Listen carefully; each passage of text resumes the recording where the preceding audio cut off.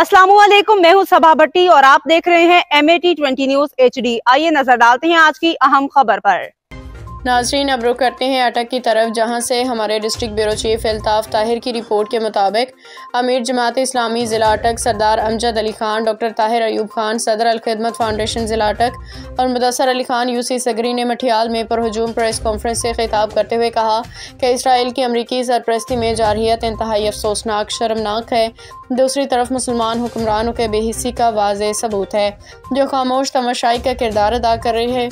रोज़ाना बम धमाके, ट्रेनें अगवा हो रही हैं। बलूचिस्तान और KPK में इस वक्त हालात इंतहाई ख़राब हैं। सैकड़ों लोग शहीद हो चुके हैं। इदारे मुकम्मल नाकाम नज़र आते हैं। ज़िला अटक और तहसील जंड के गांव सगरी से गैस और तेल के बड़े बड़े ज़खायर दरियाफ्त हो रहे हैं, जिससे सगरी की मकामी आबादी मुतासर हो रही है। GDCL और इंतज़ामिया अहलियान सगरी के मुतालिबात को पूरा करे। मुकामी आबादी की गैस, स्कूल और डिस्पेंसरी की सहूलत फराहम की जाए, जो उनका जायज़ हक है। जायज़ मुतालिबात ना मानने की सूरत में भरपूर एहतजाज किया जाएगा। उनका मज़ीद कहना था कि पूरे मुल्क की तरह ज़िला अटक में भी हुकूमत तालीमी इदारों में इस्लाहात करने के बजाय प्राइवेट NGOs के हवाले कर रही है, जो इंतहाई अफसोसनाक सूरत हाल है। कौमें तालीम से उभरती हैं और पूरी दुनिया सबसे ज़्यादा तालीम पे खर्च करके अपने बच्चों का मुस्तकबिल बेहतर बनाती है।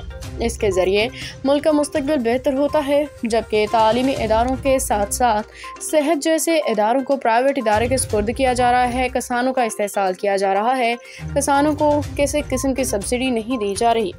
तरक्की याफ्ता ममालिक किसानों से फसल खरीदते हैं, दूसरी तरफ आवाम को रिलीफ देती हैं। इसी तरह किसान खुशहाल होता है।